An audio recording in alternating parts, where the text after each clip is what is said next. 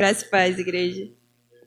Então, teve um dia que o Paulinho falou que viria, enfim, aqui ajudar o pai dele e tal. E eu lembro que foi depois de uma semana que a gente trabalhou pra caramba. E aí ele falou, não, amor, tu mesmo. Aí eu falei, não, amor, eu vou... amanhã eu vou, me acordo porque vou lá ajudar meu pai e tal, ver algumas coisas lá da igreja. Eu falei, não, tá bom. E aí, depois que ele foi embora e tal,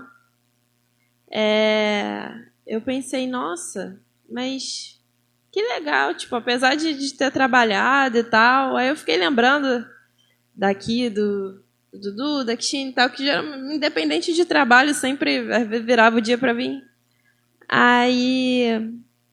Mas aí me veio justamente o pensamento de, nossa, mas eles já trabalham demais, mas servir é outra coisa. E aí isso tocou no meu coração e eu fiquei, nossa, pai, é verdade.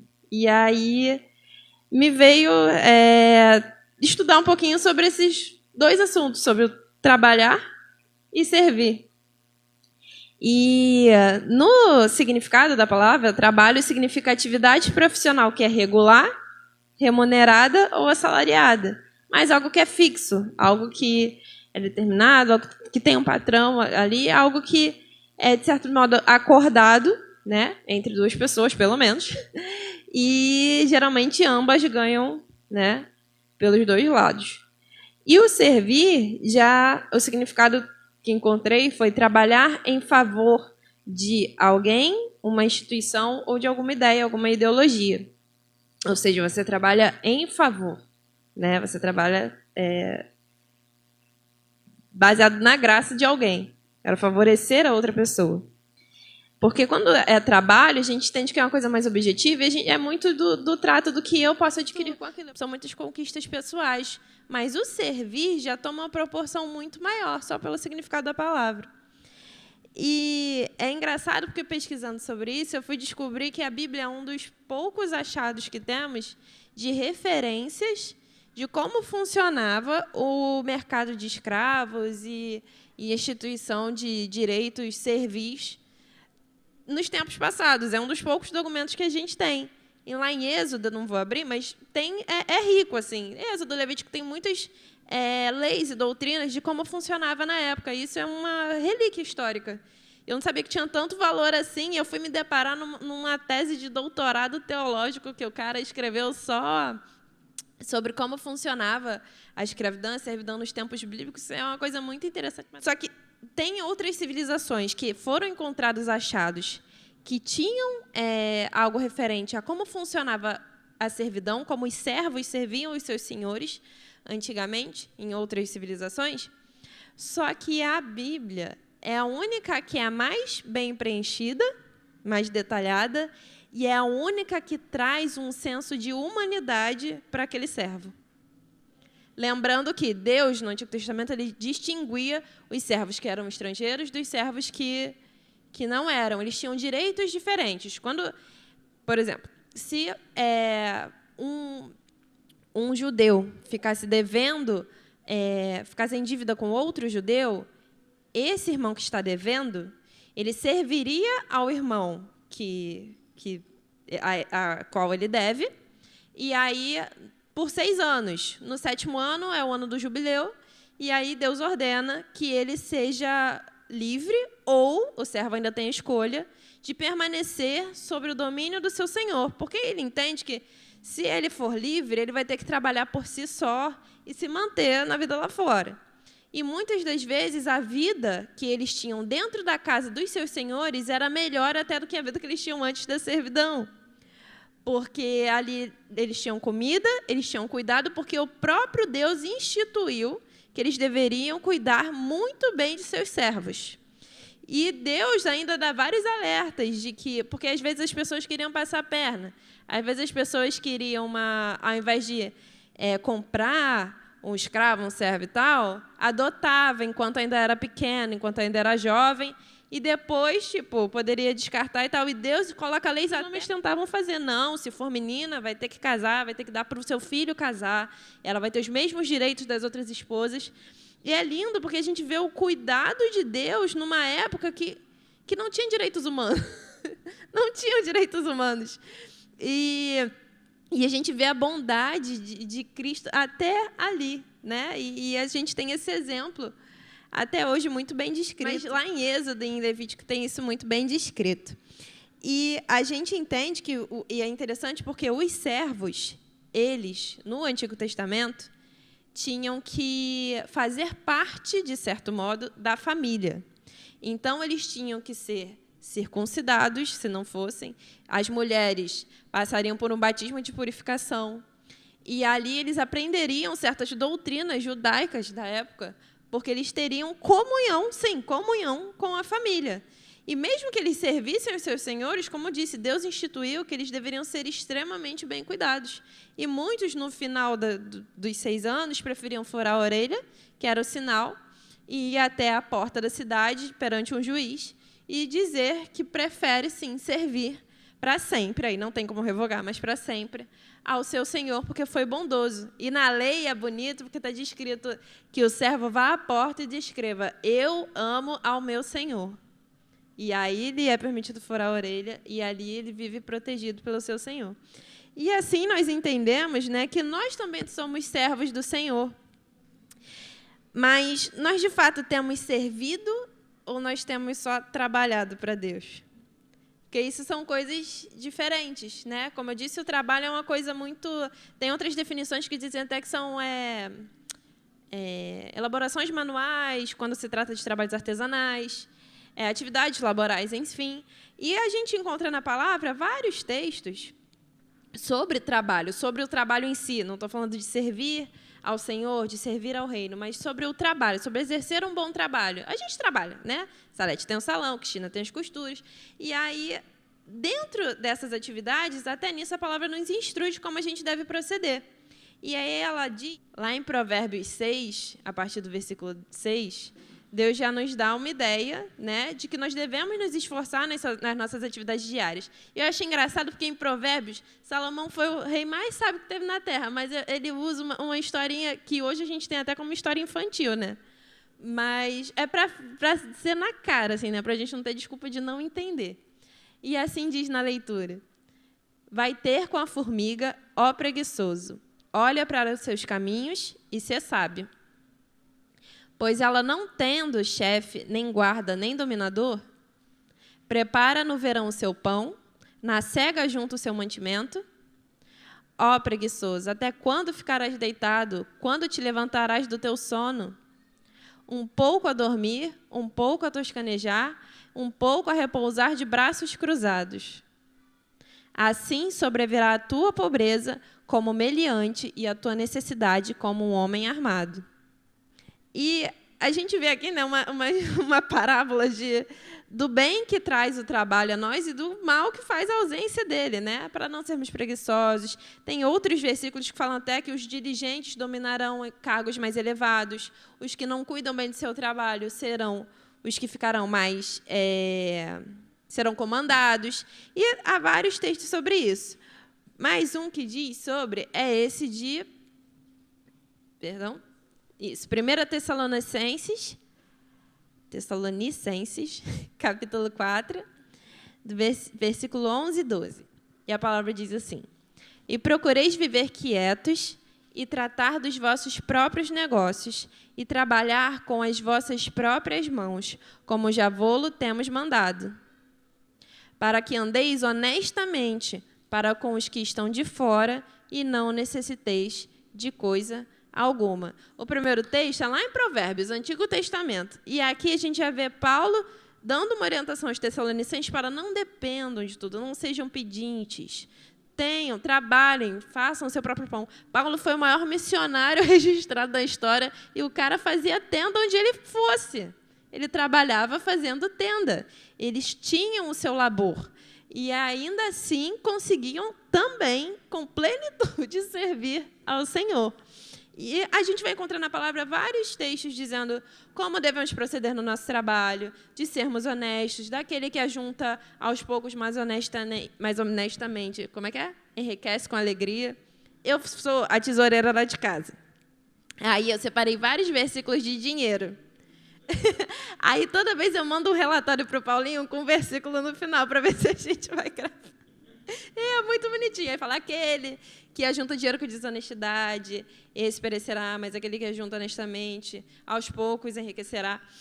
E a gente vai ver na palavra estímulos para que a gente trabalhe. Eclesiastes fala que Deus fez o trabalho para que o homem se exercitasse, faz bem para a saúde, faz bem para a cabeça. Mas tudo bem, para além do trabalho, o que nós temos feito ao Senhor? Nós temos trabalhado ou nós temos servido? A diferença é porque o trabalhar é muito mais fácil. Trabalhar, mediante a necessidade que está na nossa frente, muitas vezes a gente consegue fazer. É passar um pano na igreja, construir ali algum negócio, é montar alguma coisa aqui, limpar o banheiro, é organizar algum evento na igreja. É mais tranquilo do que servir. Por que eu servir? Porque Cristo é nosso exemplo de servo.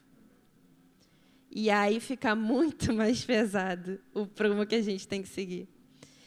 E quando nos deparamos, né, com o exemplo de Cristo, nós vemos que servir extrapola, mas a gente pode entender como um trabalho em tempo integral.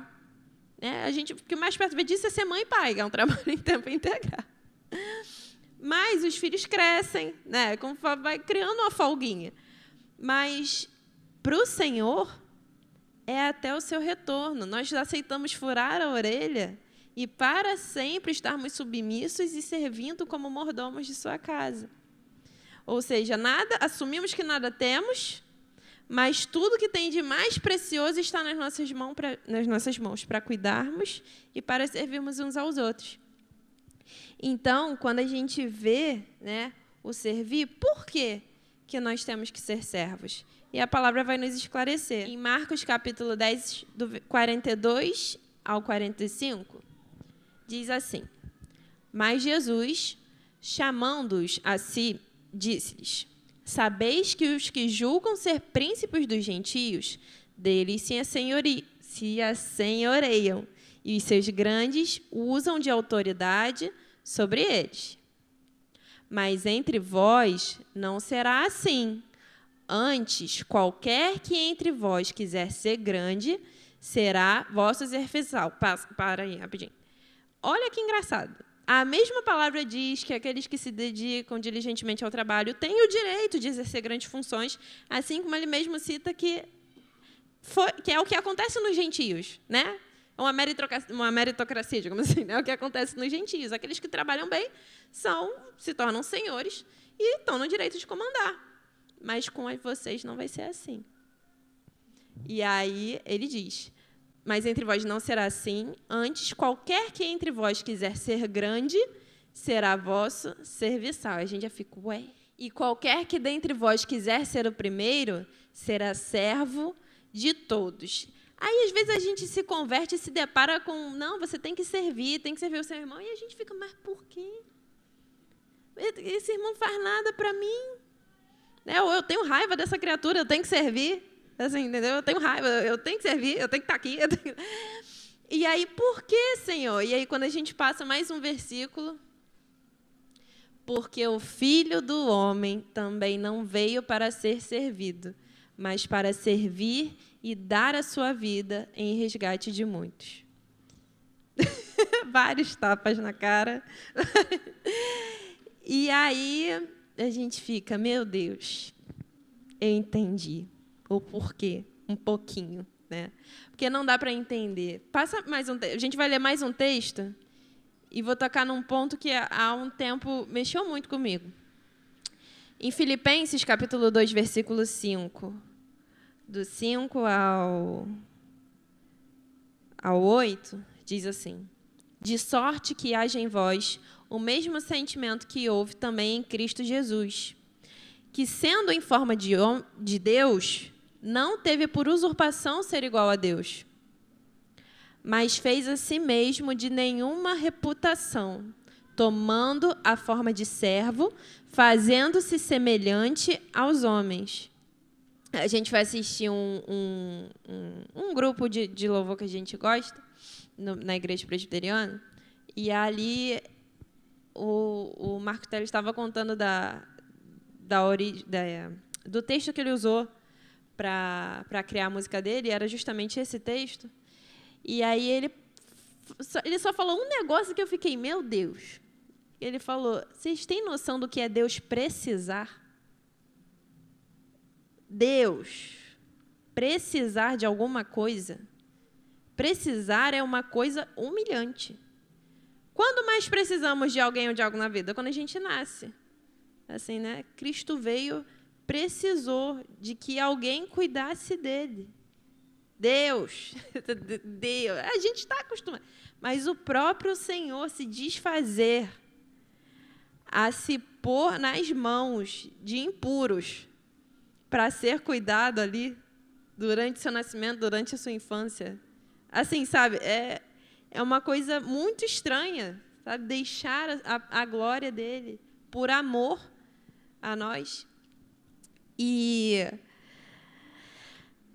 diante, em resposta, né, a todo esse amor e a todo esse exemplo, e foi esse ato de servir, né, que também fez parte do processo da nossa salvação, através de Cristo. Afinal, então, como devemos servir? Eu já entendi o porquê, né? Mas como eu tenho que servir ao Senhor? E aí pode passar para o próximo texto. Lá em Gálatas, Paulo vai dizer o seguinte, no capítulo 1, versículo 10. Porque persuado eu agora a homens ou a Deus? Ou procuro agradar a homens? Porque se estivesse ainda agradando aos homens, não seria servo de Cristo. Então, aqui a gente já vê o primeiro ponto. O servir ao Senhor extrapola muitas das vezes a vontade, a expectativa dos outros ao nosso respeito e as nossas vontades sobre nós mesmos também. E, como eu disse, né, muito além do trabalhar, porque às vezes, para a gente ter paz com o pessoal da igreja e tal, não, vamos fazer, vamos ajudar aqui, vamos... E às vezes há pessoas tão envolvidas em atividades na igreja, ou missionários e tal, mas tão aquém de quem é o Senhor. E que o Senhor nos ajude a identificar em nós mesmos, né, quando estivermos nesse distanciamento.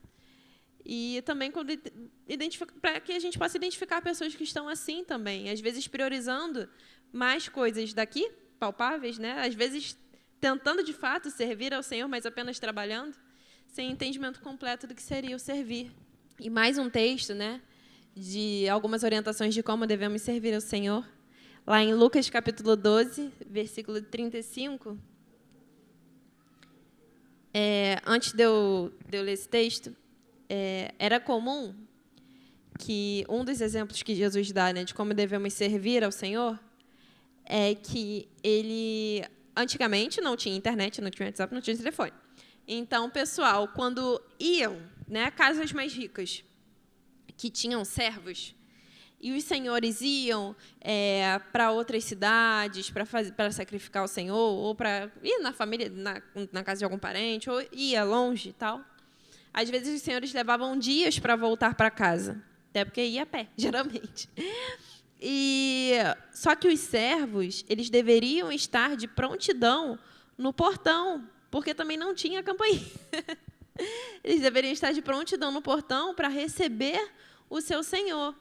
Então, era muito comum os servos, às vezes, terem que fazer vigília de 3 noites, 4 noites, uma semana, porque não sabia ao certo quando o senhor poderia chegar. E uma coisa que não poderia acontecer é o senhor ficar na porta esperando ou chamando e ninguém atender porque está todo mundo dormindo.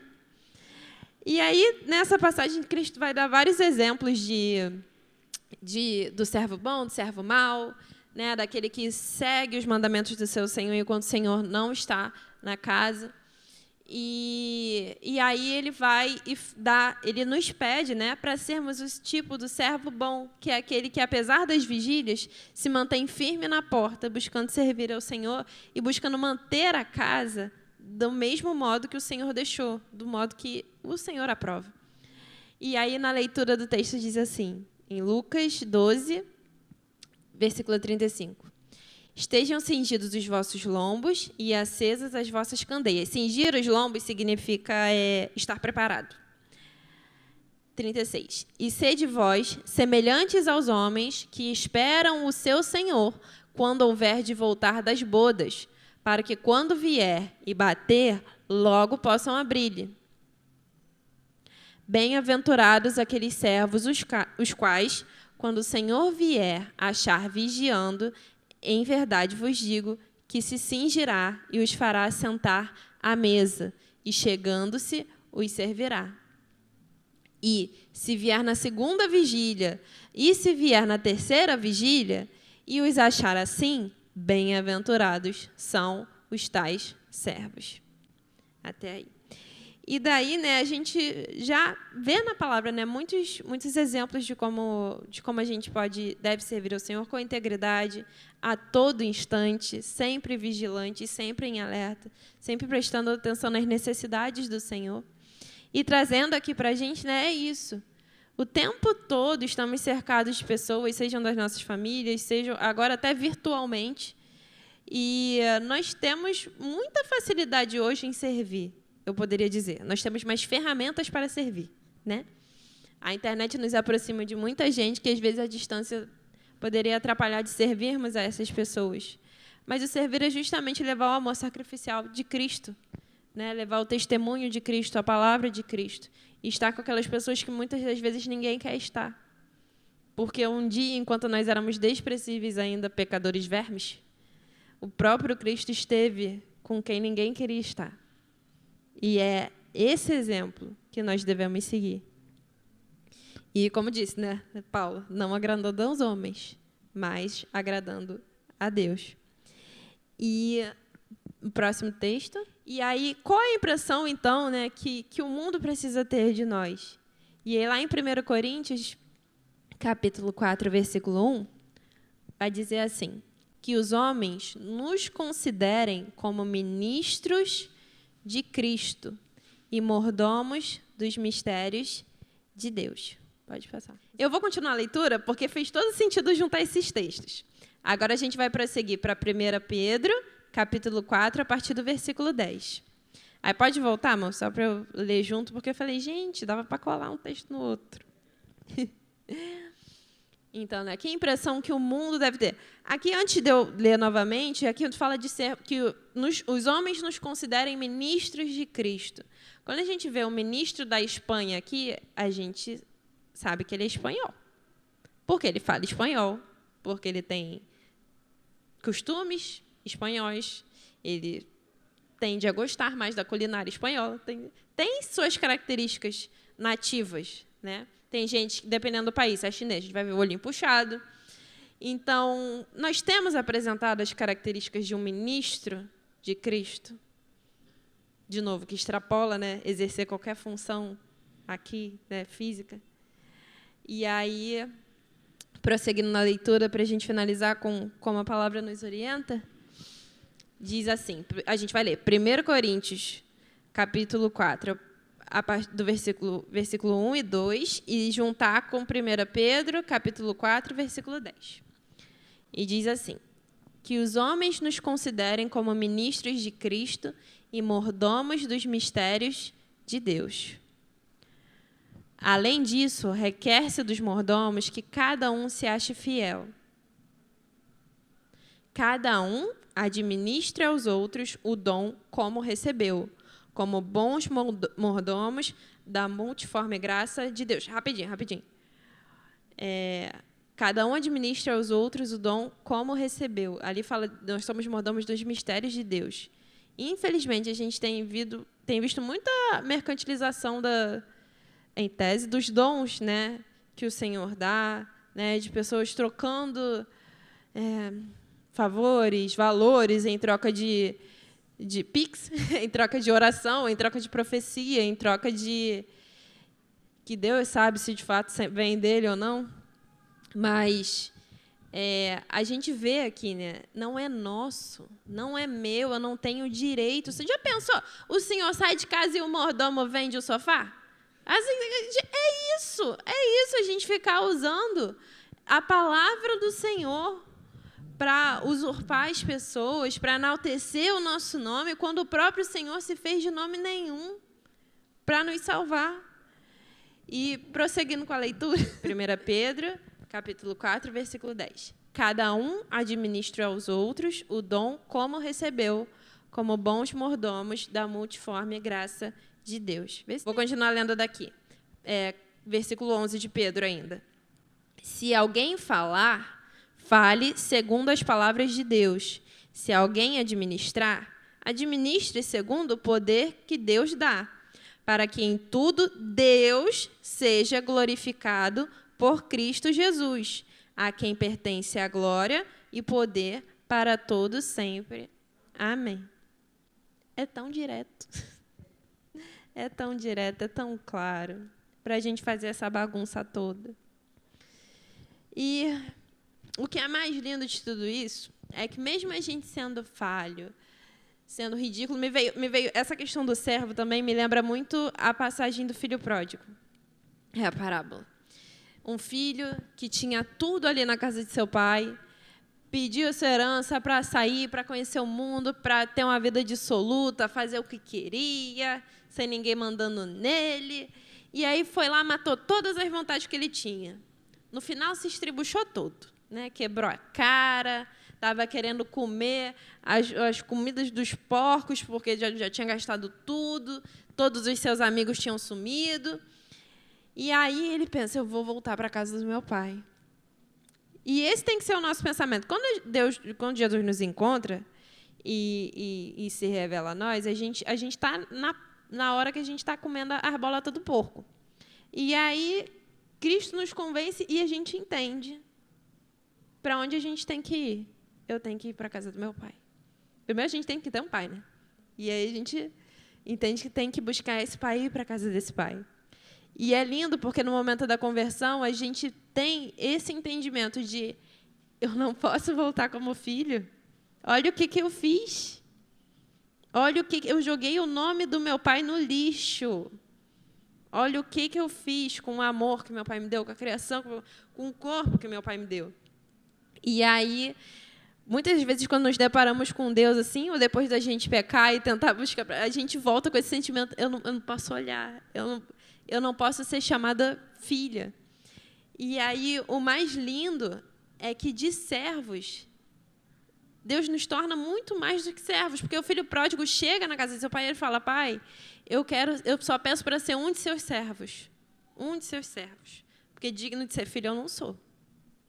Eu só quero te servir, porque eu sei que te servindo é muito melhor do que essa liberdade que eu tinha. E aí é lindo o texto que Jesus prossegue, né, dizendo sobre o seu amor sobre os seus servos. Em João, capítulo 15, a partir do versículo 9, diz assim, como o Pai me amou, também eu vos amei a vós. Permanecei no meu amor. Se guardardes os meus mandamentos, permanecereis no meu amor, do mesmo modo que eu tenho guardado os mandamentos de meu Pai e permaneço no seu amor. Tenho-vos dito isto, para que o meu gozo permaneça em vós e o vosso gozo seja completo. O meu mandamento é este, que vos ameis uns aos outros, assim como eu vos amei. Ninguém tem maior amor do que este, de dar a alguém a sua vida pelos seus amigos. Vós sereis meus amigos se fizerdes o que eu vos mando. Já vos não chamarei servos, porque o servo não sabe o que faz o seu senhor, mas tenho-vos chamado amigos, porque tudo quanto ouvi de meu Pai vos tenho feito conhecer. E aí a gente recebe mais uma característica, né, mediante a graça, porque não somos dignos nem de servir ao Senhor. E ele prossegue na leitura, né? Não me escolhestes vós a mim, mas eu vos escolhi a vós e vos nomeei, para que vades e deis fruto, e o vosso fruto permaneça, a fim de que tudo quanto em meu nome pedirdes ao Pai, ele vos conceda. Isso vos mando, que vos ameis uns aos outros. A palavra do Senhor é muito clara quanto às posturas que precisamos ter, quanto ao amor que Ele tem por nós e como a nossa posição de filho pródigo é nítida, né, nessa trajetória toda da cruz, assim, né, do sacrifício de Deus. E que o Senhor nos ajude a servir de fato, a não nos perdermos nas tarefas do dia a dia, que às vezes com boas intenções, né, nós fazemos, mas muitas das vezes nós deixamos de priorizar aquilo que de fato importa.